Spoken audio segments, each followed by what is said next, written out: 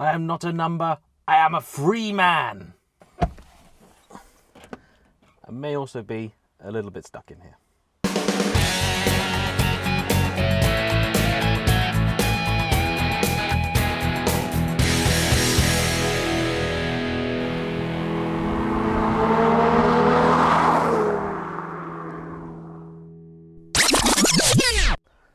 Are you the sort of person that thinks the Lotus Elise is a car for big girls and soft bleeding heart liberals because of its airbags and crash structures and EU type approval? Well, this is the car for you. It's the new Caterham 7 310S.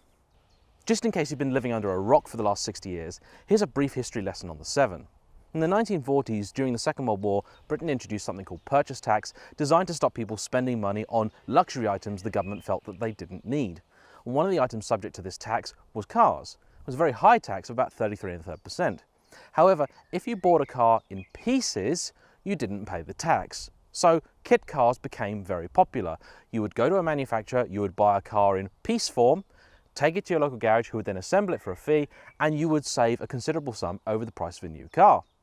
Now, one of the rules stated that you weren't allowed to include assembly instructions with the car to stop people building cars at home and basically dodging the tax. However, the law didn't state that you couldn't include disassembly instructions for a completed car, which could of course be read in reverse, and that is what a few pioneering and entrepreneurial types did. In 1957, Colin Chapman introduced the Lotus 7, and the formula that he used really stays to this day.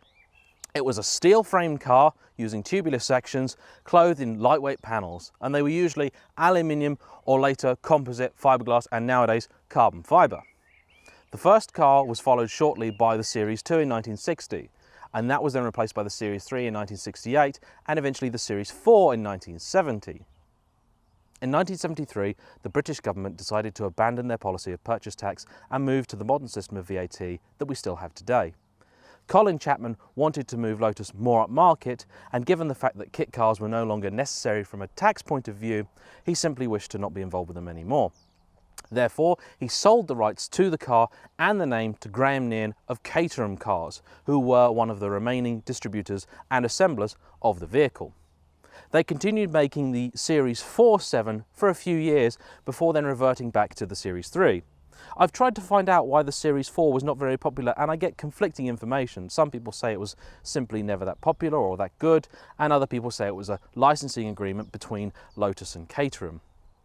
Whatever the truth may be, the Series 3 is what Caterham continued to make, and it's that platform that was the basis for the modern car. It has of course continued to evolve considerably since then, although it appears to be very, very similar, and that of course is a large part of its appeal. Today the Caterham range is quite broad. It starts with the retro-inspired 660cc turbocharged engine-powered 160, and it goes all the way up to the bonkers-mad 620 and CSRs. The Caterham range, the names tend to refer to the car's rough power-to-weight ratio. The 310 is the newest car to their lineup and is an evolution of the old 270. It has a 1.6 litre Ford Sigma engine, which is tuned specifically by Caterham for this car. It's not just taken directly from another model. Originally intended as an upgrade for the 270, Caterham decided this car was so good and so much fun that they basically introduced it as a new model.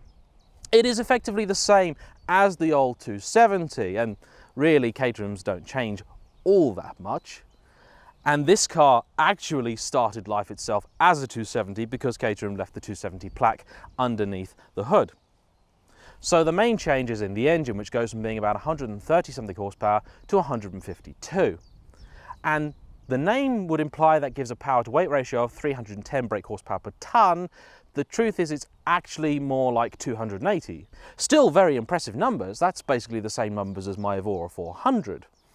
The name, I believe, is intended to hark back to one of Caterham's most popular and successful models, which was the R300. And that car used the old Rover K-Series engine, something which is much missed apparently by Caterham fans. Now, this modern Ford Sigma unit has been given very hot cams, and it has a really old-fashioned power delivery. And you drive it along. On my first few miles in the car, I thought the red line was probably maybe about 5 or 6 or so. I didn't think it was that highly strung. But actually the red line is 7,500, and if you work the car, the minute you get to about 5.5, it really starts to pull. It's not quite as vicious as the cam type changeover in my Elise, but it's great fun and it's a really good engine. Of course, 152 horsepower doesn't sound like much, but you have to remember that even compared to the Elise, this thing's a flyweight. It's 540 kilos. That's nothing. This really is back to basics motoring. There's no power steering, no servo brakes, no ABS, no traction control. In fact, even the heater is an option, the windscreen is an option, and even the doors do not come as standard. The interior switches appear to be suspiciously similar to those from a Reliant Robin from the 1980s. The key is from a Morris Ital, but that's fine because it's really cheap, right? Bad news, I'm afraid. The base price of this car is £22,995. That doesn't sound too bad. The price of this actual car here, £32,995. That's £10,000 more. And there's no two ways about it. That's a hell of a lot of money for this car. Now, how did they get from 22 to £32,000? Well, I'll tell you. This car has what they call the S-Pack. With Caterhams, you can have basically one of two packs, and most people go one or the other. You've got the S-Pack, which broadly speaking is the more road and comfort orientated pack, and then you have the R-Pack, which is more track focused. You can, of course, chip and change and do whatever you want and, you know, mix things up. One of the great things about these cars is you can customize and personalize them to your requirements. You can have a nice, soft, comfy, retro looking, you know, weekend cruiser type thing for just bimbling down the road, or you can have a seriously hardcore, stripped out, high powered, track focused lap machine. Caterham will build you the exact 7 that you want, but they'll charge you for it. So this car has the S-Pack. What's included? The 15-inch alloy wheels with 195 section tyres, an uprated Brakemaster cylinder, the hood and the side screens, Momo steering wheel, 3-point seat belts, a black pack, which basically is apparently the window frame, the exhaust heat shield, and carbon fiber wing guards. For some reason, this car doesn't have any of those things, but on an S-Pack it normally would. The tunnel top is done in leather. You've got a fancy filler cap, apparently a fully carpeted interior, another thing this car is missing. You then have black leather seats and a choice of 4 paint finishes, a heater, and a 12-volt socket. Isn't that luxurious and fancy? Now on top of that, this car has the alloys in anthracite, which is £595, and it has the sticker pack at £295, the painted 7 grille at £75, and this car has been painted in Porsche's lava orange at a cost of £1,000. The S-Pack on this particular car is £2,995. Now the other big 2 options on this car which help get it so quickly from 22 to 32 are the factory build, which costs £2,500, and the wide-bodied SV chassis. Now I know I am a wide person, but people I know that are totally normal sizes also tell me they much prefer the SV. This car is 4 inches wider than the standard item, and it is still rather snug. In fact, if your profession doesn't include the words jockey or chimney sweep, then I would suggest you get the SV. That itself is another £2,500. Of course, this is all academic if it isn't nice to drive.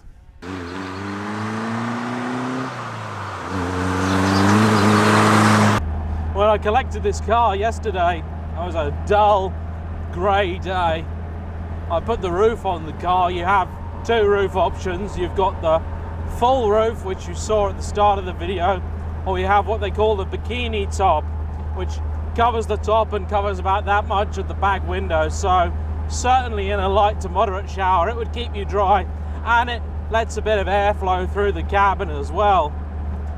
This car is fitted with the heater, but it's incredibly old-fashioned, and it's more or less a case of on or off, so you nearly can't find a good temperature in this car. You're generally either too hot or too cold.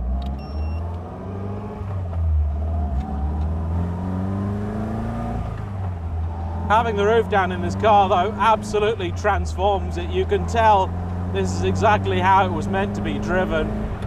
Really, the roof is very much an afterthought. Everything in this car is put together with straps and little pop buttons, and to be honest, I think even if you've done it a few times, getting the roof on, certainly the full one, is a bit of a chore. If you're waiting until it started raining to get it on, it's too late. For a car which has been worked on now for some 60 years, there are still a few very odd design quirks in it.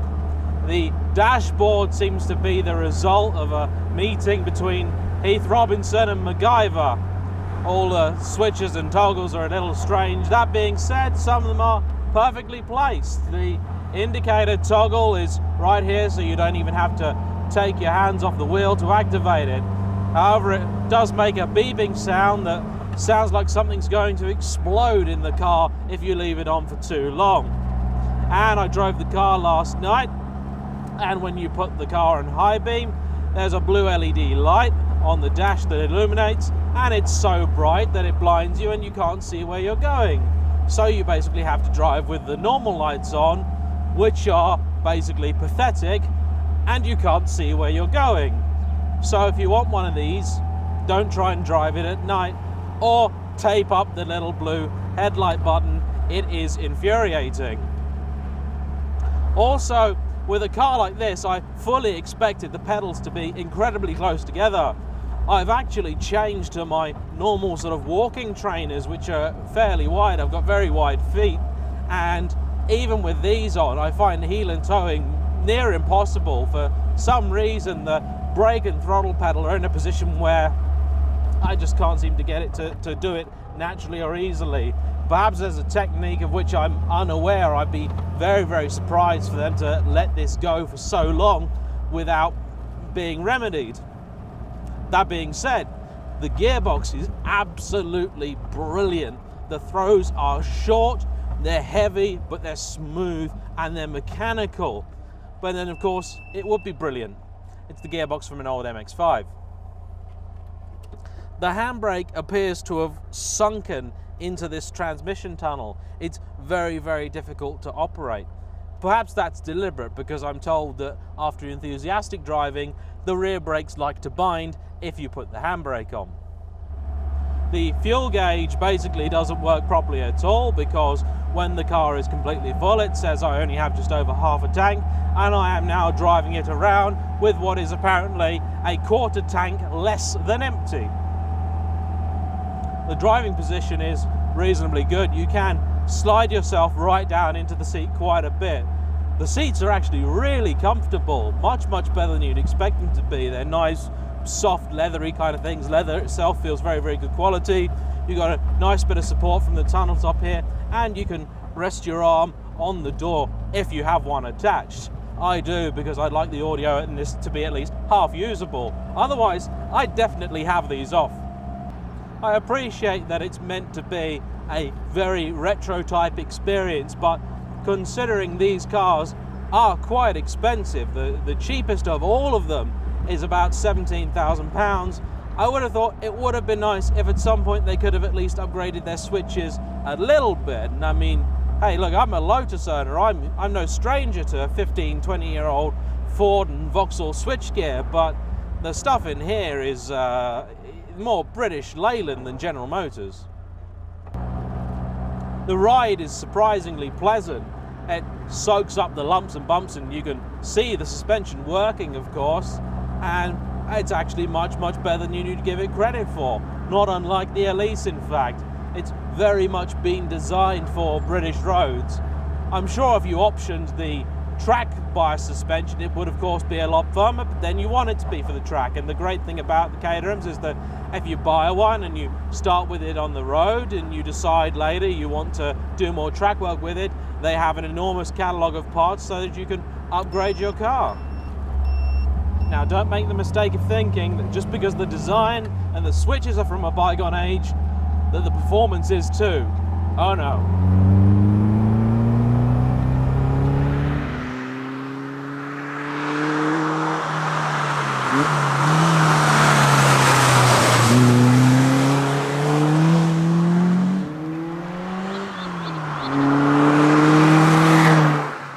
One of my biggest problems with modern cars isn't just the increasing power outputs. Having more power and faster cars is fine.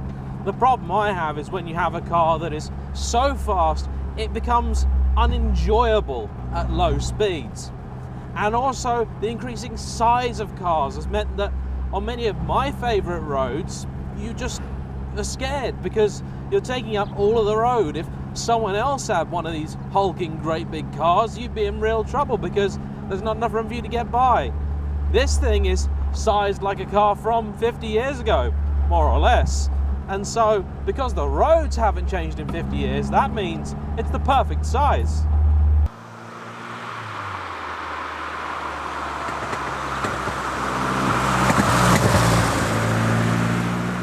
Along roads like this, you can hustle this car along as fast as anything I can realistically imagine.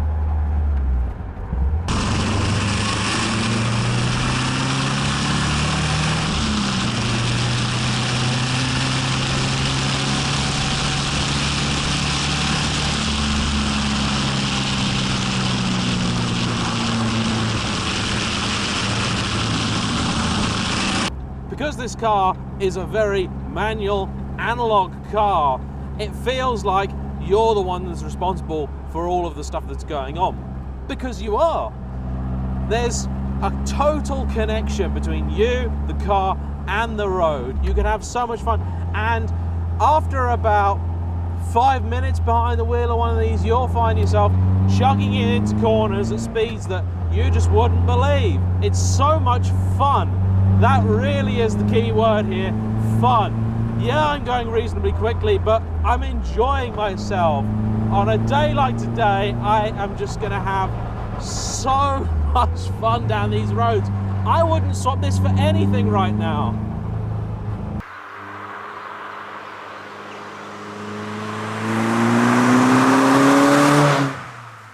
So it's not all bad news. They say that imitation is the sincerest form of flattery, so it can be no accident that there have been apparently more than 160 different types of 7-esque car. Now there is of course only one original, and it is a testament to Colin Chapman's genius that this design remains popular to this very day. There is of course only one original. Now, what's my conclusion? If you had £40,000 to spend on a fun, great, drop-top weekend blast and just sunny day, nice weather, I'm gonna go out for a drive car, you should go and buy a Lotus Elise. I bet you didn't expect me to say that, did you? Well look, the Elise is made to an infinitely higher standard than this car. It's just as quick. It meets many, many more safety regulations. It's just a much more complete, better developed car. It was designed as a modern 7. However, there's one big catch. If you still want a 7, in my opinion, there's only one way to do it. And that is to do what apparently 50% of Caterham's customers still do. Go the whole hog and build it yourself.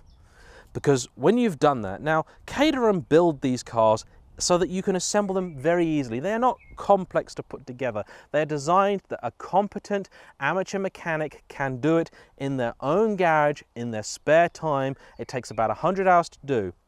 And at the end of that, not only are you going to have a fantastic, brilliant, classic British sports car, you're going to have a connection with this machine that nothing else is going to come even remotely close to.